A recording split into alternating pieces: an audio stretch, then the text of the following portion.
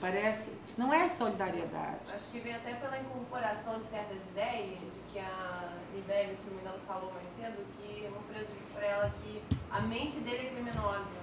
Então eu acho que eles incorporam essa ideia, A cultura, né? E acredita que ele é aquilo ali, desde o início até o fim. Independente de estar preso, se saiu, se... Eu acho que assim, a socialização é tão forte, sabe? Antes, às vezes na vida do tráfico, a socialização é muito forte. Você imagina um garoto de 10, 11 anos que se cria ali e tem várias atividades ali. A socialização dele, aquele filme do João Moreira mostra isso. Né? Vocês lembram? E é o que eu vejo todos os dias. Eu vejo meninos que estão crescendo diante de pessoas que são poderosas, que têm dinheiro, que têm mulheres, que têm carros, motos e respeito principalmente, né? Respeito diante do outro. É isso que eu vejo centenas de crianças presentes. Isso é o processo de socialização. É um modelo, né? É um modelo. Porque esses são valores da sociedade que nós temos. O ter vale mais do que o ser. Tendo, você tem projeção. Né? Quando o sujeito opta por um outro tipo de vida, às vezes completamente despojado do ter, a gente acha que ele é meio maluco, né? Ele está meio fora de tempo, fora de época, a década de 60 já passou, 70 já passou. Mas a mudança de muitas dessas situações, elas têm que partir do movimento dos próprios interessados e envolvidos na questão. Há pouco tempo, uma pessoa do Afro-Reg dizia, né, da satisfação dele de ver esse crescimento do movimento Afro-Reg, essa inauguração recente do Centro Cultural lá no Vidigal, né? E ele dizia, é preciso que as crianças e a juventude tenham um outro modelo diferenciado dos modelos que eles convivem lá nas comunidades onde vivem. Né? O modelo do traficante mais poderoso da região, que enriqueceu, tem carrão, né? Tem roupas luxuosas, tem todas as mulheres que imagina poder ter, né? Aquilo se torna um modelo no imaginário daquelas crianças, daqueles adolescentes. Eu comungo de umas ideias que aquele geógrafo Milton Santos colocava, né? De que a mudança na sociedade humana vai partir não dos poderosos, né?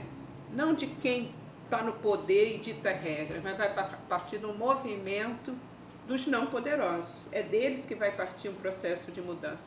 Eu também não sou uma pessoa derrotista e fatalista, não acho que as mazelas da sociedade que nós estamos inseridos, né, elas têm eternidade, né? Acho que tem esperança de mudança. Essa ordem capitalista mundial, ela está mostrando suas fragilidades, né? Estourando, pipocando questões nos países mais desenvolvidos do mundo, né? O povo da Grécia foi para a rua reclamar seus direitos e em outros, né? Então, eu acho, principalmente nós, trabalhadores do social, nós temos que ser movidos pela convicção de que é por força de trabalho, de esforço e de compromisso que essa sociedade muda. Mas não muda pelos atores que não sofrem na pele os problemas. Esses que sofrem na pele, eles têm que ter uma mobilização própria, né? Eu tenho visto, nesse meu trabalho recente com população de rua, né, às vezes fico muito emocionada na rodinha de conversa com essas pessoas, né, e de testemunhar a importância do protagonismo deles. A população que está na rua é um dos segmentos mais desconsiderados na sociedade, não é não? É. As pessoas passam, aquilo é um objeto, né, caído ali. No entanto, em São Paulo e em Belo Horizonte, o movimento de pessoas de rua se organizou já há um tempo, bem mais antes do que o Rio de Janeiro, se fortaleceu, não é? Tiveram oportunidade de serem ouvidos pela Presidência da República uns anos atrás, reclamar uma política pública direcionada a esse segmento, e o governo instalou lá em Brasília um grupo de trabalho que envolveu 11 ministérios, todas as políticas. E a partir do trabalho dessa equipe foi instituída uma política nacional pública para populações que estão em situação de rua, que envolve habitação, envolve um direito básico ao trabalho, envolve o direito à saúde, né? Envolve a assistência social como direito. Então, isso é um avanço para o nosso país? É, porque todos os estados e todos os municípios da federação, né, se veem obrigados a cumprir uma política, né, e a ouvir esse segmento. A política não pode ser construída pelos técnicos e nos gabinetes, né? E essas pessoas que têm a vivência de vida na rua, elas reclamam hoje espaços de serem ouvidos. Eles têm que dizer, mais do que ninguém, eles sabem a situação que vivenciam na rua, né? E as alternativas de solução, que são as mais diferenciadas, porque os casos são os mais diferenciados, né? Ninguém chegou na rua de um dia para o outro, e ninguém sai da rua de um dia para o outro. Então, há um processo a ser desencadeado de elevação de autoestima e de estímulo ao protagonismo. Recentemente, o Fórum de População de Rua aqui do Rio de Janeiro fez uma audiência pública na Câmara de Vereadores do Rio. Nós, 2 secretários estavam na mesa e 3 pessoas com vivência de rua na mesa, junto com o vereador que comandava a sessão. A guarda, a segurança da Câmara, com os olhos arregalados desse tamanho, já na véspera se mobilizando, mas como que eles vão entrar? Vão entrar de chinelo? Não pode, porque é preciso estar calçado e vestido de calça comprida. A segurança ficou empolvorosa. O grupo do fórum já levou umas sacolas com calça comprida, porque nós sabíamos que alguns deles iam chegar de bermuda e iam ser pedidos. E umas sacolas lá de sapato, né? Agora, eles lá na frente da Câmara, eles disseram, vamos entrar. Vamos entrar. Os que estavam de bermuda e alguns de sandália entraram. Foram para o plenário, levantaram faixas. Queremos trabalho, queremos moradia. Não queremos os abrigos atuais. Queremos outra forma de atendimento, né? E os 3 que falaram na mesa, a segurança estava muito impactada. O olho aberto desse tamanho. Como que um morador de rua sentou lá na mesa dos vereadores, das autoridades, né?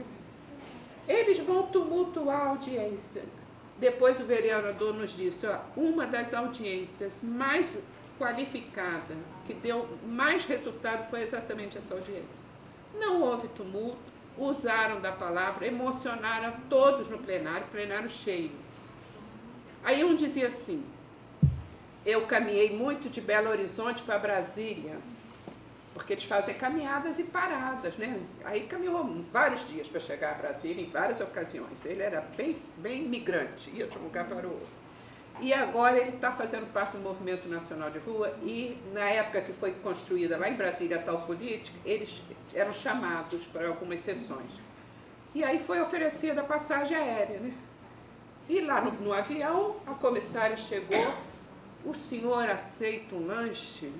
E ele dizia lá na audiência, pois é, de repente eu virei um senhor, né? Porque eu estava dentro de um avião, e aí eu fui chamado de senhor. Antes eu era um maloqueiro, né? Sempre era um maloqueiro, e nesse momento eu virei um senhor. Mas eu estou exemplificando como é importante eles mesmos, né? E o trabalho social no sentido de abrir espaço para que as pessoas se coloquem, né? Hoje a política de assistência social, que é a que eu conheço, tem no Sistema Único de Assistência Social um artigo que diz trabalhar no sentido de priorizar o protagonismo do usuário da assistência, na formulação da política, na formulação dos serviços. No caso dos presidiários e das suas famílias, eu acho que a gente poderia caminhar por aí, não é? Criar uma organização, como a Tânia já citou mais cedo, né, dos familiares, a organização dos egressos e dar oportunidades que eles se manifestem. Agora, tem uma questão que eu acho que foi você que colocou da mídia, não é? Em que momento a mídia abre espaço para dar visibilidade para essas questões? Quase nenhum, porque a mídia...